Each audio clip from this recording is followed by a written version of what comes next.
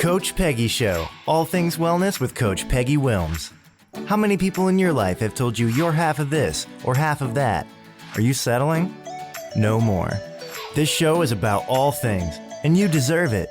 It's about your money, your lifestyle, your beliefs, and even romance. We extinguish excuses and raise the bar to all things possible. It's time to use your ATM, you know, your all things mindset. Welcome to the Coach Peggy Show. Bold, badass, and never half in.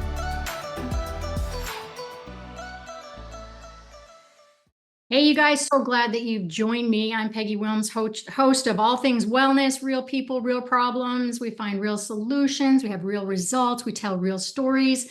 And I've got a badass real person here today. So let me do a little bit of housekeeping initially. If you guys ever want to be on the show, hop on allthingswellness.com and just slide over there to the author or the media tab, radio tab, and fill out a form and we can get to talking real quick. The last couple of years, I shut down my coaching business after 3 decades. And really, I've been focusing on complete writing. Over 400 authors I've worked with. The reason I say that is at the end of the show, I'm going to give you a couple of opportunities that maybe you have a story that you want to share and get published, and I can help you do that. And then I want to tell you that the first 5 people that email me and remind me of this show, something about this show, I'm going to give you 5 people autographed copies of my last 3 books. So let's get started. I'm going to tell you what the show is about today. It's Bulldozer, Doormat, and something in between. And my guest is amazing. We always start off with a quote that's pertinent to the show. So hardships often prepare ordinary people for an extraordinary destiny. And the author is C.S. Lewis. Susan, Denee, hey. Hi. Hey, how are you? I'm doing fantastic. How are you doing today? I'm doing really good. You know, people don't brag about themselves very much. So can I just brag about you for a second? So here you guys. Susan Denee is a certified high performance coach specializing in women's empowerment. We need that today, you guys. She's coached and mentored women close to 15 years in 4 key elements of your life. So it is relationships, emotion, health, professionally. And she got mentoring programs and starting with really back in 2003 when you were helping people with addictions, girlfriend, right? Because you kicked ass on I'm so proud of you, first of all, that I just want to. Oh, thank you. I just want to say. And before we get started with her doing all the talking and not me, she also hosts her own podcast, Know You're Crazy, on Transformation Talk Radio. We're going to go back into her past a little bit so she can help you propel into your future. Welcome. We just discovered that, let's see. Look at that, Sierra. We just discovered, my producer, we were all talking behind the scenes, and Mac does, I guess, this really cool thing. So girl, remember last month, you and I were going to get together. We were going to do this show, and serendipity is just so funny. So I woke up, you guys. I've never canceled a show in my entire life ever. And I was so sick. And I was like, oh, damn. And this is one of the guests that I really, really wanted to chat with. So I paced around the kitchen and I got to cancel it. So I canceled it, and Susan didn't respond for, I think it was a couple of hours or something like that. I was like, well, if I don't show up, I guess her and my producer will have a good time. But then I think it was later that day, you were like, oh boy, I kind of forgot. I was on the Stairmaster or something at the gym. I was like, oh crap, raced home, put my hair up, and then realized there wasn't a show. So here we are a month later. Yeah, I also like to blame that whole incident on menopause ADHD. That's my thing. Try not to be a victim in that category lately, but I got to tell you, oh my goodness. It's a real thing.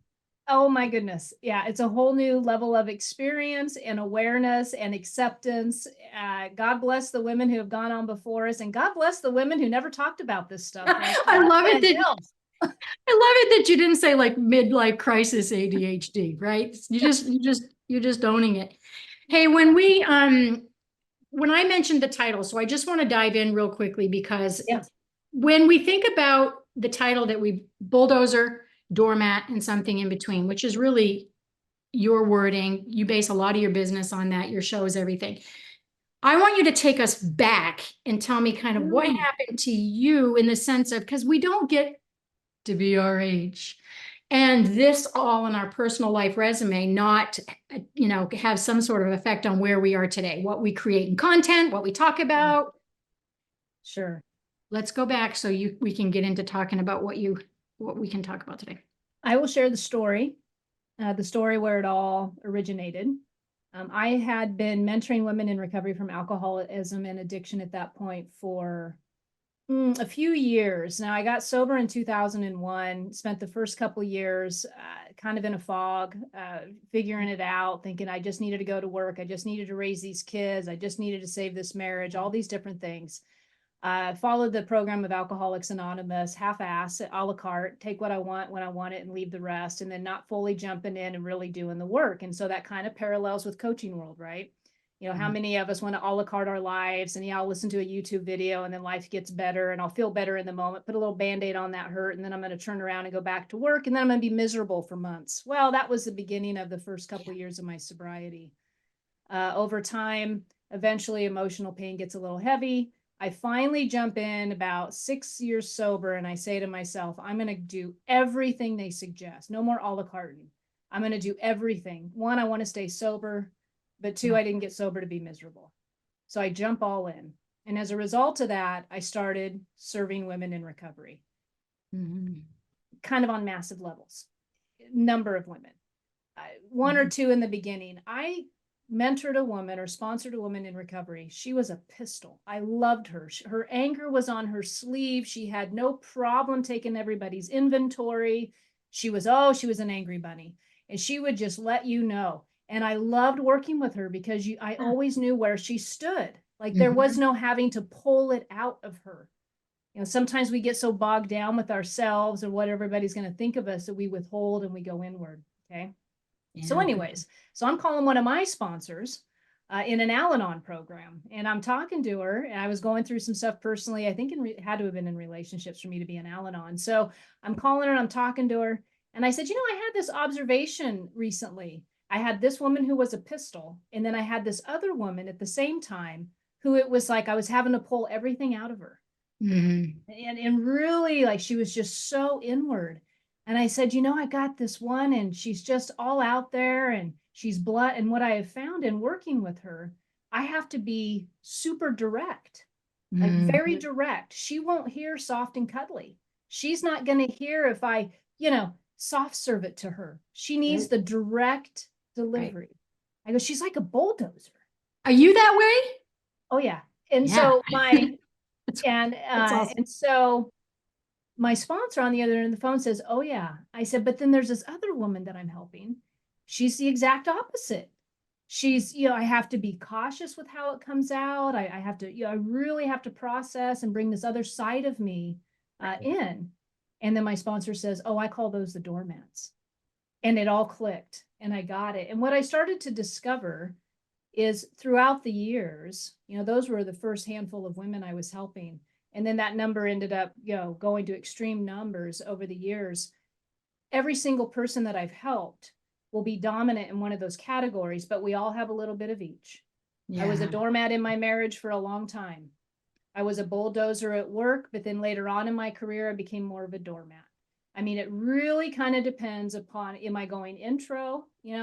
Carl Jung, psychologist back in the day, he talked about the psychological personality traits, and he talked about introversion and extroversion. I mean, it's really all the same thing, right? Like once, even after I coach this, mentor it, or spot it, this is one of the very first sessions I'll have with somebody. If they choose to do like an emotional elevation coaching, we're going to go in this direction. If they choose to do high performance coaching, it's a little bit different. But in this category, I like to just talk about, tell me about how you are. I just ended up coaching a couple not too long. Actually, I'm still coaching him. And when it first came out, he was a doormat in the marriage, right? But at work, total bulldozer. So at home, he's holding it all in. Exactly. Not going to rock the boat, avoiding the conflict, but at work had no problem. Different belief system, different set of principles, right? It's interesting how it shows up for us. I mean, I love the spin on words because if we can make them more relatable, then, introversion, extroversion, ambivert, all of that stuff has kind of been overused. It's not really tangible in the real way we think of, I can literally see a bulldozer and understand what you're talking about. When you look back at yourself, when you decided that enough is enough, I'm going to try to do this, because you started trying to get sober in 2001 and then 2005, what did you just get sick of it? Was it just like, how did that Oh, get to the place where you're like, mic drop, like, I'm going to do this? What happened? Pregnant with my third daughter. Mm. Before I found out I was pregnant, my husband had told me he wanted a divorce. We were 9 months later because after that, the pregnancy came afoot. He said, well, I think we're going to need some counseling. And I thought, you're telling me. This was going to be the third daughter, fourth in the family. I have a stepdaughter from that marriage. And so here I am, 6 years sober, in a marriage that was really, not all marriages have to be dropped down, fist fighting out. Sometimes it's like living with your sibling, if you know what I mean, or living with a friend. The intimacy is gone. The passion leaves. Nobody's really screaming or yelling, but the death of the marriage or the feeling of the lack of it is just evident. That's kind of where we were. And my heart always goes out to folks who are working full time, raising children full time, and they end up getting into this place in the relationship where they're just really like, where's it at? Sometimes we're just tired. Yeah. I'm about 6 years sober, finding out I'm pregnant with my third girl, my third daughter. He had told me he wanted a divorce a few days later, or a few days before that. So this was kind of like, okay, well, I guess we're going to stay together, and I guess we're going to get some counseling. Okay. Yeah. Wow. So fast forward 9 months. And I had really, during that 9 months, I did my own therapy, and then I really jumped into some recovery work. But at 9 months pregnant, it was in the morning, and I had this, when do you get the thought of, I just can't live like this for an extended period of time. And so that thought that morning was, I can't do this for another 18 years, thinking of the youngest child, but I'm willing to do something about it. I'm willing to see if I can go back and do some work and do something about it. So I thought about all those old timers, and I thought about all the people in the rooms of recovery that when they spoke, it was like hearing the higher power speak.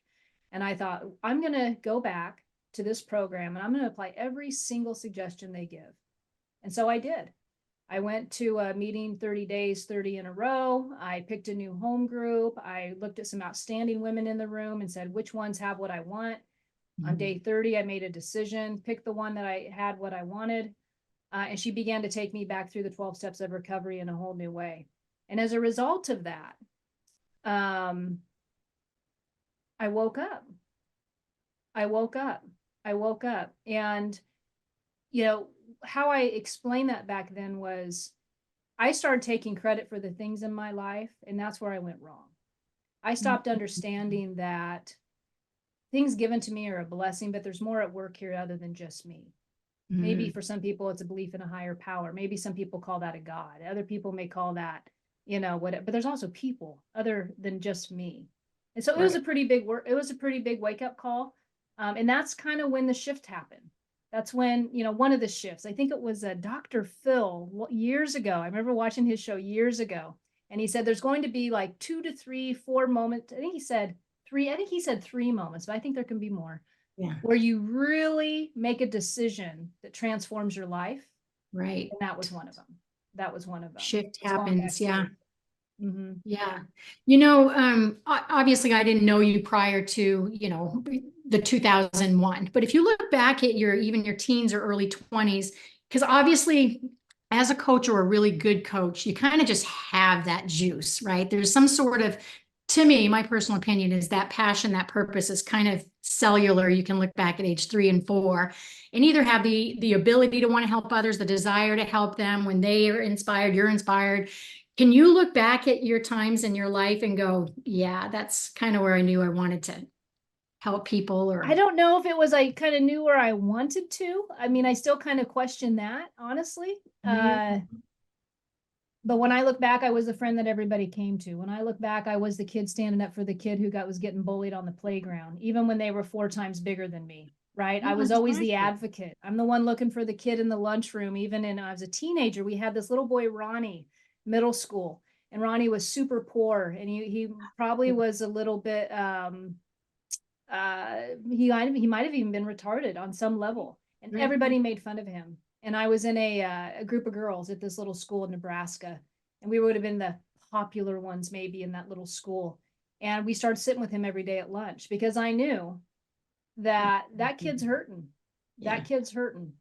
And oh my goodness, that kid, we went into high school and he would chase us down at our lockers to say hello. You would see his face light up just for somebody to acknowledge and to say, hey. You know, sometimes I wonder where Ronnie's at these days, but Girl, you have had it since that's all everything. I mean, if you were coaching yourself, if that was, deflecting, reflecting back on you, you'd be on, hey, what, when you helped Ronnie, that's where it started. I mean, that's just innately in you.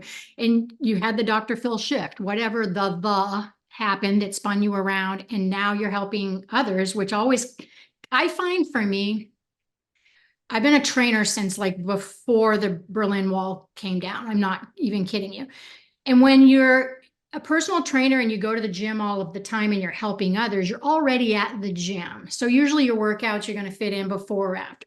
So I had a car accident in 2011, and 5 months later in 2012, almost the exact same car accidents, both times going to the gym with my Gold's uniform, headed west, the east, right? Like that's a wake up call. My point is in 2012, I could no longer train.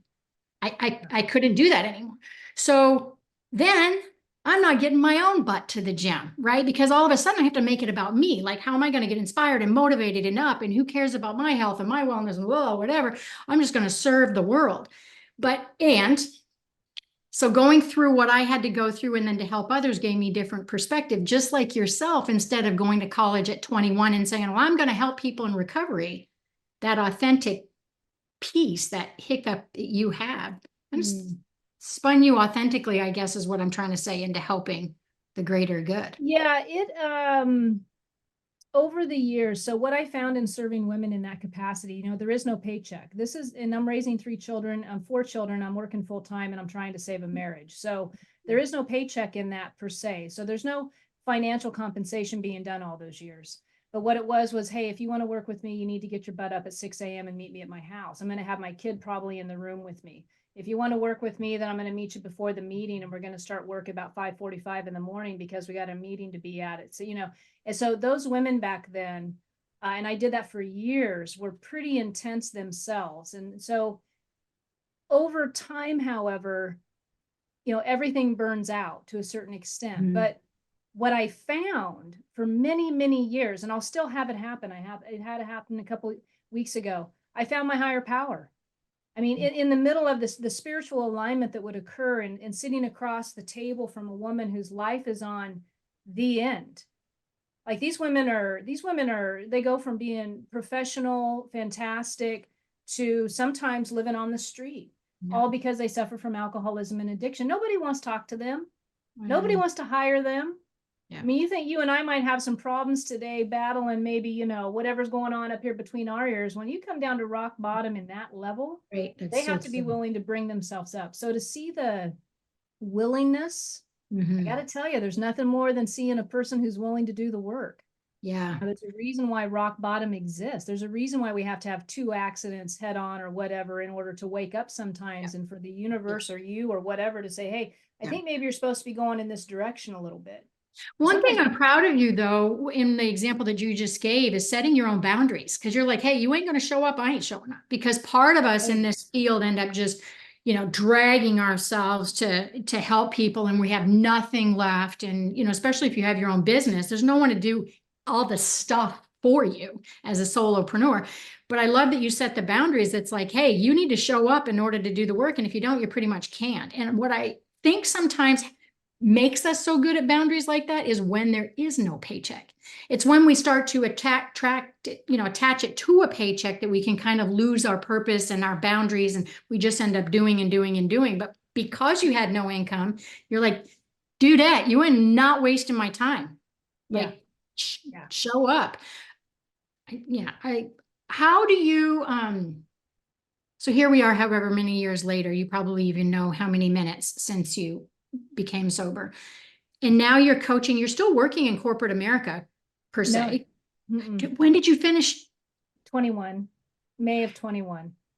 So was that another shift that you mentioned a little bit earlier? Oh my goodness, I think I'm still in that shift. Yeah. So still in that shift a little bit. December of 20, my father passed away from COVID. And I was at the day job at that point for 20 years, a financial industry debt collector. I've taught it, I've spoke it, I've wrote it, I've done it all, right, in that industry. The company I was at really was lacking fulfillment for many different reasons. I'm trying to give you a little bit of the short version. So when my father passed away in Nebraska and I'm in Washington, I hopped on a plane immediately and flew home because I was really scared. My mom called and she's like, I just took your dad to the hospital with COVID. I knew she was kind of losing her memory. They're both 80. I'm like, this ain't good. We could lose them both. So I hopped on the plane, went back home, went through some pretty intense stuff for a couple months. And right on the heels of that, when I returned, actually from being really in a state of fear for about 2.5 months, and grief, because my father was one of my best friends growing up. Yeah. So grief and fear and what's going to happen with mom and the responsibilities and fear I'm going to get COVID, fear I'm not going to make it back to my family. My kids are in online Zoom. I got a career that's on the rocks. I really don't like being there. They're not being supportive, the career of where I'm at. They're questioning if I'm even telling the truth. I mean, all these weird things. And I came back, and on top of it, which I did not know, and I talk about this on my show often because I think it's really underestimated, the impact of lack of hormones that we do experience. And until you walk through it and really hit that phase of your life, perhaps, I underestimated. I didn't understand that some of my emotional ups and downs were directly related to that estrogen ain't pumping like it was. That progesterone ain't going through your body like it used to be. That testosterone that was so important, like the physiological side of things, has shifted. And so I come back from this and the body's a wreck, the mind and the emotions are a wreck. And I hit essentially another rock bottom. And so emotionally. And, you know, one of the things about when you lead a life of recovery from anything, whether it's in coaching or just in self-development, but when you're a seeker, you refuse to sit down. You refuse to give up. There's always like this little thing. And I honestly believe it's in all of us. I believe that we all have that fighter in us.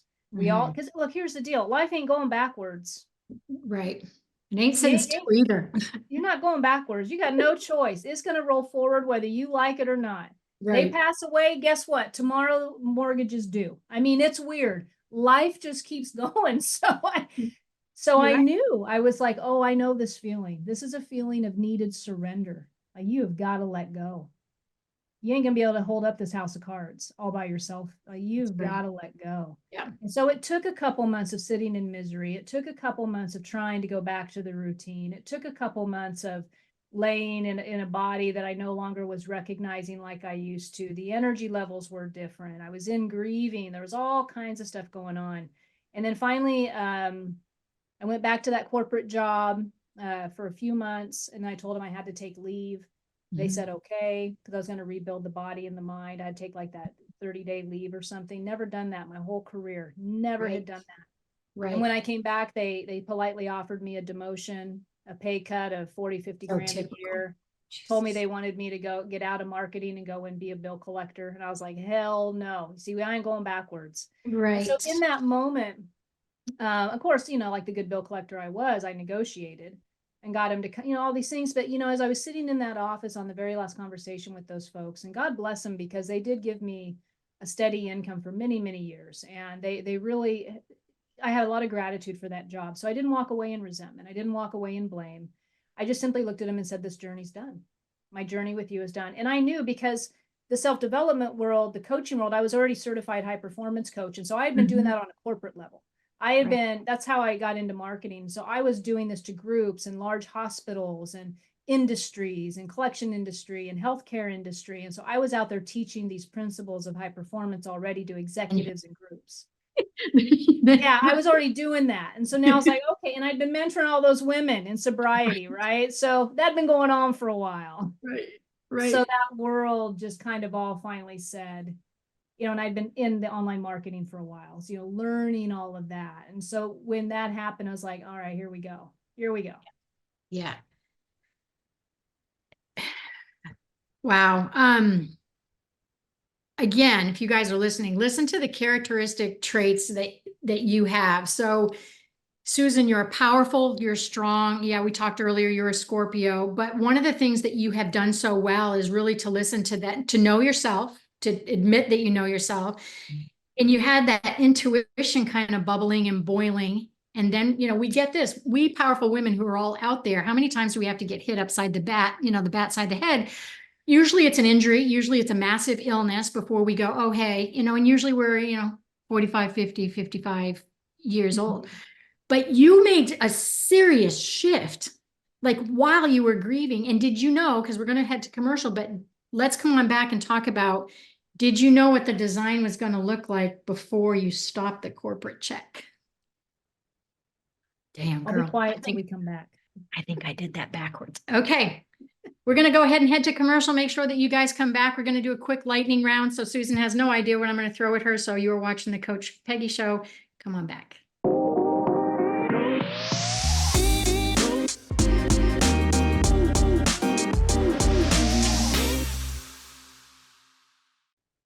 Hey, you guys, you're listening and watching two crazy people have a really good time. I want to remind you at the end of this show, just go ahead and email me at peggy@allthingswellness.com. And if you're the first 5 people today, I am going to autograph some of the really cool books I have on my desk right now. I've published and send them off to you. So that would be a lot of fun.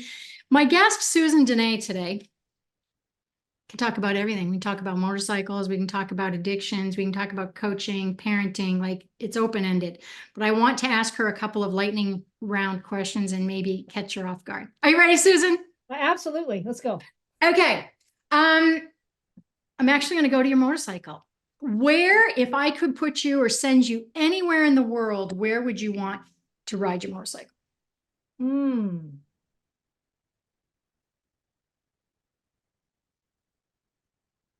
Man, my husband and I have taken so many beautiful rides already. I bet.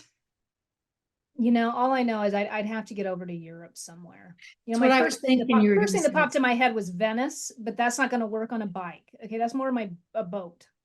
Yeah. I actually felt like you were going to say over in Europe somewhere, like through the vineyards or something, something like that. Where do you see yourself when you're 75? 80, you're sitting on a porch swing and you're talking to grandchildren, great-grandchildren.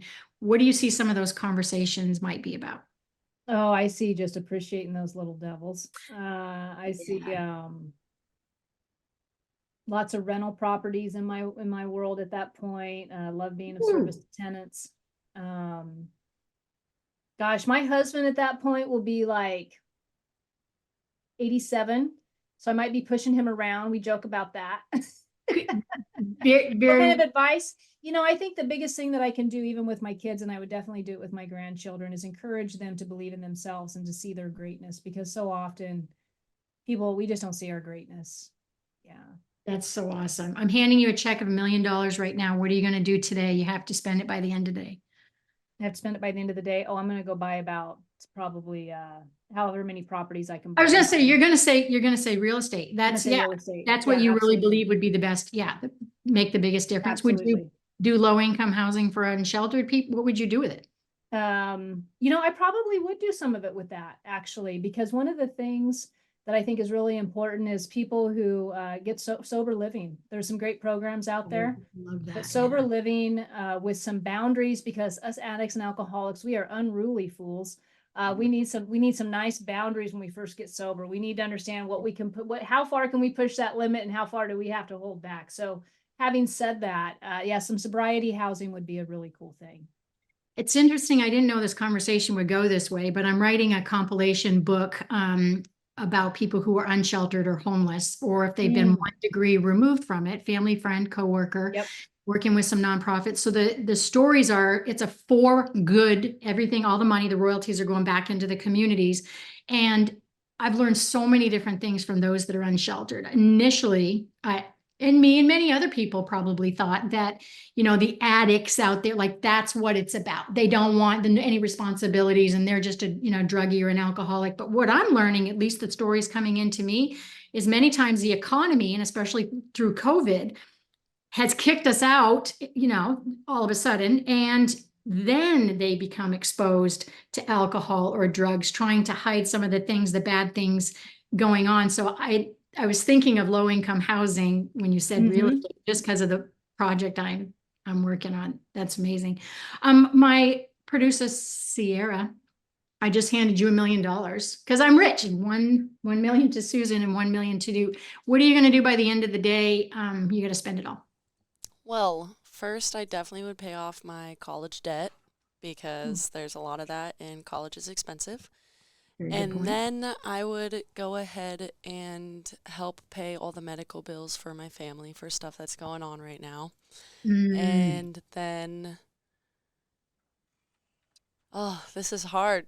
$1 million's a lot. I can't even like ponder how much that actually would be. Like Girlfriend, you know what's physically. funny about Susan and myself, and I don't even know how old either of us are. We're going, $1 million ain't anything, right? Because as I'll speak about myself, when you get older, the medical stuff. So Sierra's younger than Peggy, and it does seem like so much back then, or your age. But here, I'm going, oh my God, is $1 million going to be enough for my medical and my guy's medical and my kids and to take care of this? But don't you think that sometimes, Susan? Like $1 million's a lot, but you kind of, yeah. Well, and things change. When I was younger, $1 million would have seemed like a lot of money. I will throw this out there though. So this popped in my head. So my debt collection experience for 20 years was in medical debt. So Sierra, if you ever need any suggestions on different programs or different things, you may already be completely educated in that arena, but I've helped a lot of folks just with little insights that I learned over those years that can help folks with medical debt. So just saying. There are no coincidences. Yeah, Sierra, there are no coincidences. Three of us having a little, coffee talk here. That's awesome. Yeah, good. Depending on the state you live in, there can be lots of programs. Lots of programs. Yeah. All right, so I want to go to your crazy train. No, you're crazy. How did you end up naming that podcast? I think it was after a meditation. Really? It just popped in my head. Same with emotional elevation.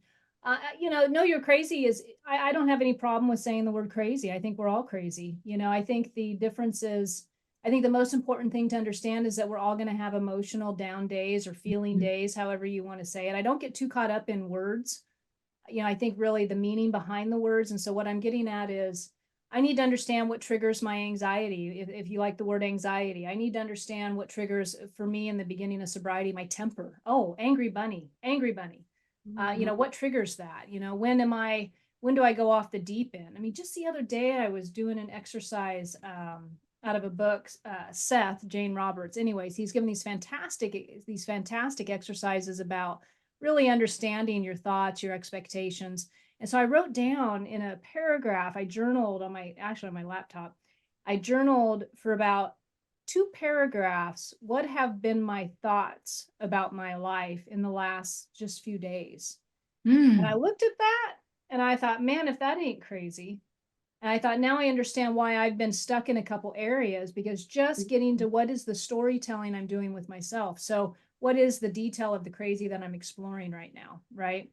So it goes in phases, but we all have it. And if we shove it down, like I worked with a doormat one time, she was upset in her marriage and she was getting kind of walked on a little bit maybe.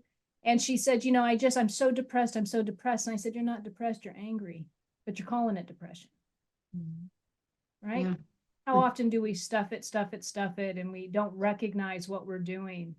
And then we end up feeling less than. So that might be a form of crazy. It's different for all of us, but I think we all have it. I love what you said about it's not necessarily the word. It's like, what are the actions or the thoughts or beliefs, behaviors or whatever behind it? I mean, we can call this an I watch that's dead, but what, is it really? I want to ping for a second. So everybody in my circle, it seems like, is leveling up in the sense of, they're really finding their purpose or their passion, or they're doing more things, or they're venturing off to start their own business or their own podcast or writing a book. It just seems like everybody's just going, woo. But with that have come more conversations of like, not so sure I want this, right? Because social media increases the crazies out there, the stalkers and the mean people who are so strong behind the keyboard. So there's this leveling up that feels good, kind of a beacon, all the feels good stuff. So what is it? She's like, Peggy girl, you're talking about yourself. Well, maybe, but when you just want to retreat, go to Costa Rica, walk in the sand barefooted, eat mangoes the rest of your life, and go off grid. Am I angry or am I tired? right? It just feels like we're all kind of getting into this more responsibility or take responsibility and wanting to retreat further. Well, I'll tell you what, I am What so is it? glad the social media wasn't around when I got sober or when I was drinking. I'm so glad, you know, just having the influence of anywhere I want to go, and that the game of comparison, boy, it is a downer. It is a downer. My goodness. You are, I wasn't looking at you. Are you talking about you? I'm talking about me. You're talking about me. You know, 2 weeks ago, I was going to go back to school and finish my Bachelor of Science in Psychology. And I went to a real estate seminar because I've been doing real estate since 2008. And I was sitting in this real estate seminar, and once again, it was another thing you pay for. It was another thing of they're up there speaking, they're telling their stories, you know, one ditto, right? Been there, Right. done that. Right. So there's a piece of me right now that's being like looking out there. And here's how I know it has to come from inside of my own creativity is like blah, blah, blah, blah, blah. I've heard it. I've done it. I haven't been able to read a book all the way through for at least a year or more because I've read a lot. Right. I mean, how much more influence do I need?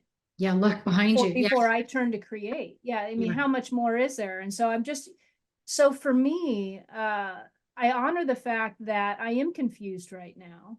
I have confusing days. Is this what I want to do? Is this not what I want to do?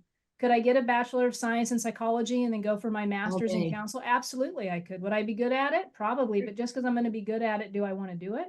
And I got to tell you, thinking 20 years down the road, being that woman with her grandkids, I don't want to be listening to people's problems like that. Yeah, I don't want to miss the radical feedback that I can give by either being a coach or a mentor in sobriety that a psychology and being licensed and limited is going to afford me. I want to know that I'm working powerful.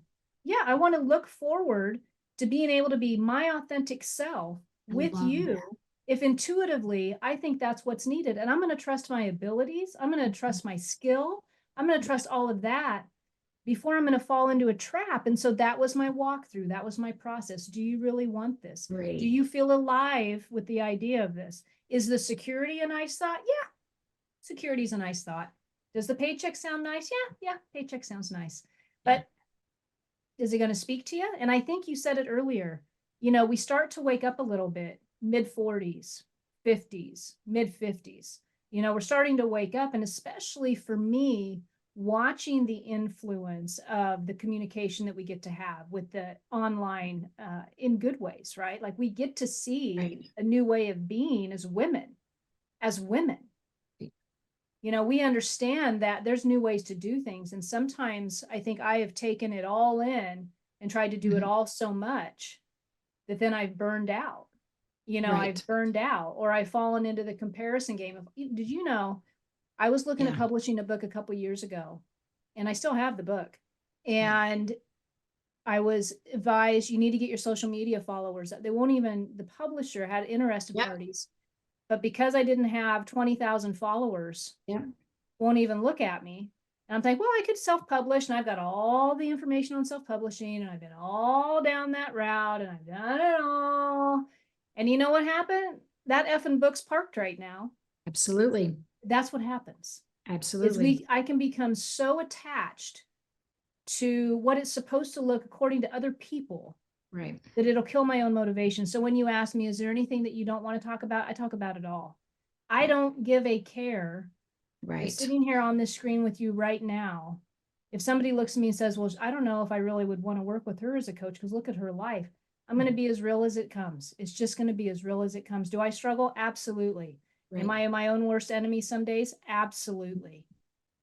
But that whole thing with, do I keep on going? Right. That's the game. You know, I worked with a client about 2017 or something. She was really young, 21 years old. And, you know, that age really with, you know, what was that, 6 years ago or something, it was kind of when the filters were really kind of kicking in and the whole photoshopping, which has escalated like intensely, but unbelievably. But back then it was kind of like, is it a filter? You know, because it's hard to tell with 20, you know, 2-year-olds. Like, is it a filter? Because they look amazing all the time. But when we were working, and I knew there was self-image and those, we were working through all of that stuff and confidence and trauma. And then I realized one of the biggest issues with her at that point in time was her Instagram account. Yeah. Right. And so we did the good old game that, the kind of, she would dive in and she would retreat and we'd assess it. And it was how she felt when she retreated, trying to find that balance, because there is a balance with social media, but coming back, she was like a different person. Her confidence was up, her security was up when she was off her Instagram, her platform. And today it's so sad because I find myself, there's no other option. You know how marketing is. You're in it. You eat, drink, sleep it all day long. Without social media, I don't care what anyone says. So are you going to TikTok and Instagram and Facebook and LinkedIn and do a live here, there, and everywhere? And it, especially for my age, where some of that technology we're still learning and teaching ourselves because we're like, what the hell? And then you start to go so lateral versus deep. And that lateral, that comparison, as you know, is so different on each platform. Well, they want this over here. And if you want this over here, and you become so watered down on the authenticity thing with just showing up and being whoever you want and wherever, the message that I'm hearing from you is really even, what platform do I want to be on or be associated with? Because like if I dumbed it down and went down 2 or 3 lanes and was happy and was myself instead of opening up 8 a day. Yeah. So I love that, know you're crazy is, and I'm going to sit down and see how many paragraphs I get, because I think we all do this, right? When you're stumbling and you don't know what it is or you want to give up, sometimes it would only take a couple paragraphs to go, I'm not depressed. I'm not bipolar. I'm not a loser. I'm not. These are the thoughts I'm thinking. These are the thoughts I'm thinking. Okay.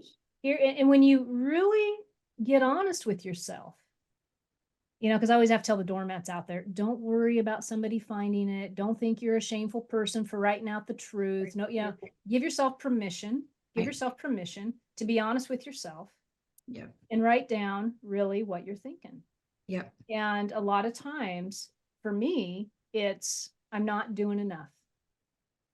What if? I mean, when you go from working a corporate job for 20 years, making 6 figures, and you come home to your husband and you're like, I resigned today. Oh, no kidding. Yeah. The idea of what does he think of me? Am I contributing to my household? How do I contribute to my household? Right. That's just a piece of it. Right. And the thoughts that will go on with that.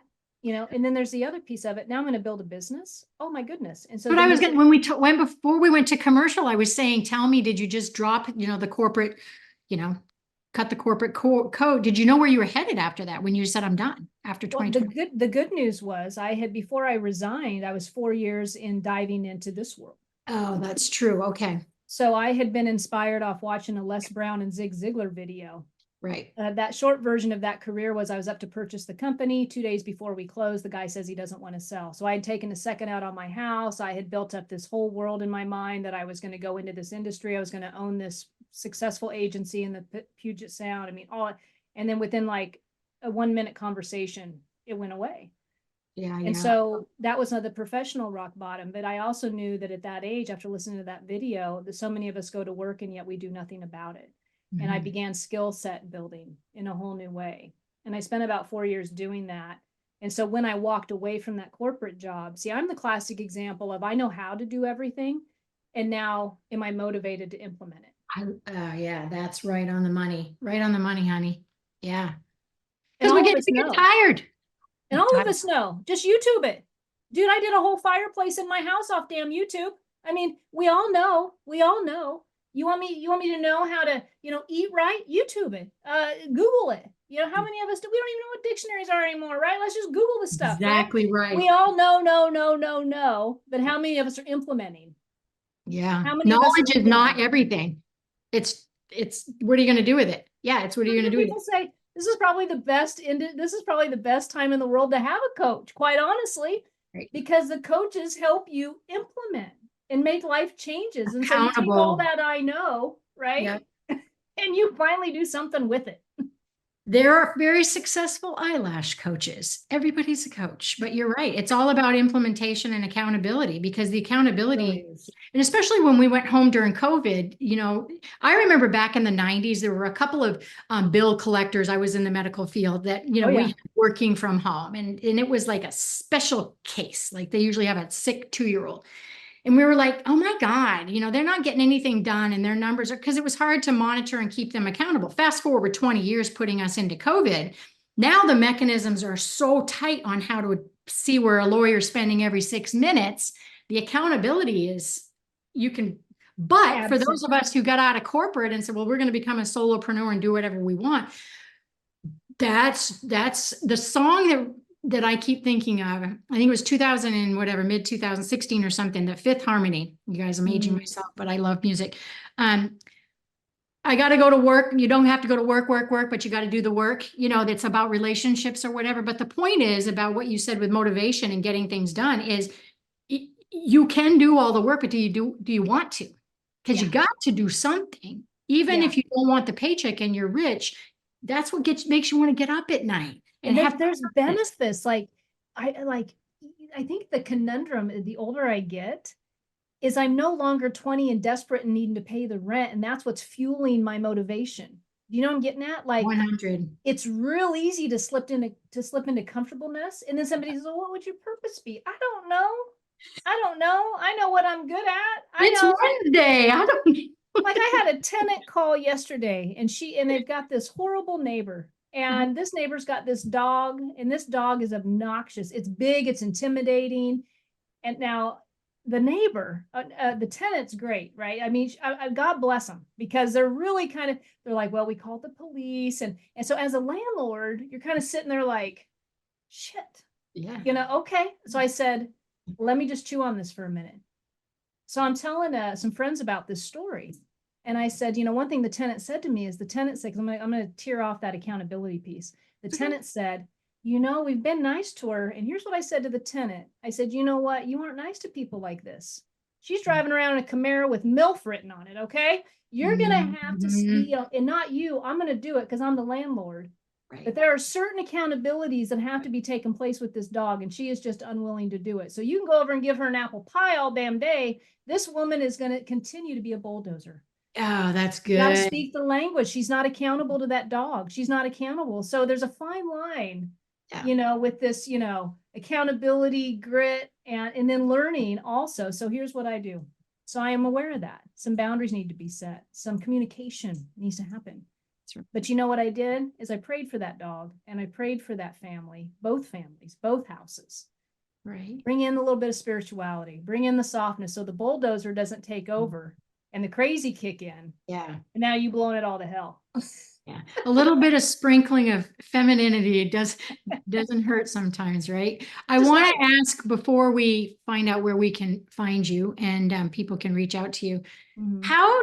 How do you, or did you, or can people, I'm thinking of homeless, I'm thinking of addictions, get rid of that label, that identity that was latched onto you? Susan is blank. How would you give a call to action on how people can reframe or Well, essentially, I think what you're talking about is self-forgiveness, maybe acceptance of this is who I am.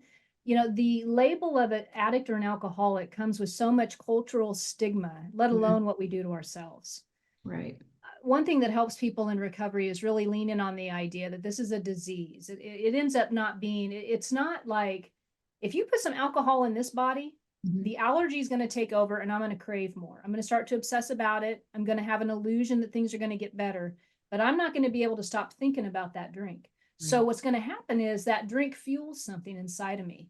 And as much as maybe for the first couple days, I'm only going to maybe have 1 or 2 glasses of wine, but by day 4, I'm going to start scheming in my head about when and how I'm going to drink it, where I'm going to go, where do I need to put it on the kitchen counter so that nobody can find it? And is it appropriate if I pay big money for this, or should I pay for the cheaper bottle just to live with myself?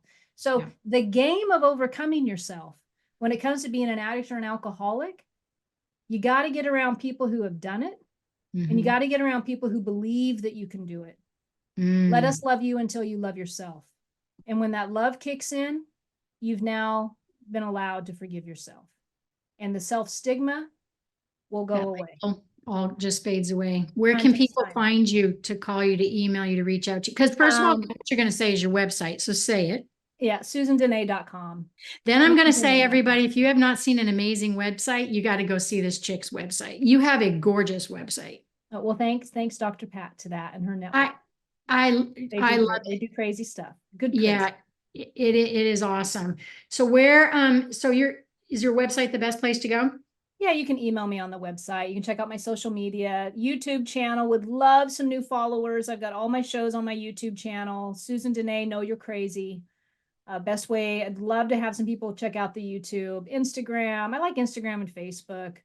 I've dabbled with TikTok, but yeah, play around with it. Yeah, that's where I'm crazy. Know you're crazy. Hop on my TikTok. All right, Susan, thank you so much. And as I told you guys, if you hop onto allthingswellness.com and you want to publish your story, maybe you are or have been homeless, or you'd like to publish a story in my upcoming another compilation book I have on there, just hop on and let's see how we can, because I really do believe that stories, just like Susan and I chatting today, these stories, this coffee talk, this type of stuff isn't as common as it used to be. So your stories are important. And I think sharing our stories brings us together. It helps us find solutions. It helps us support each other. I know more than I did an hour ago. I'm sure my producer does. So thank you for being with me, love. And I will catch you guys every second and fourth Wednesday at 12 noon Eastern. And till next time, America. Thanks, Susan. thank you. You've been listening to The Coach Peggy Show, all things wellness with Coach Peggy Willms. Tune in live on transformationtalkradio.com, where Coach Peggy talks all things wellness, not just nutrition and fitness, but about all things, about your money, your lifestyle, your beliefs, and even romance. The Coach Peggy Show, bold, badass, and never half in. For more information or to connect with Coach Peggy, visit allthingswellness.com.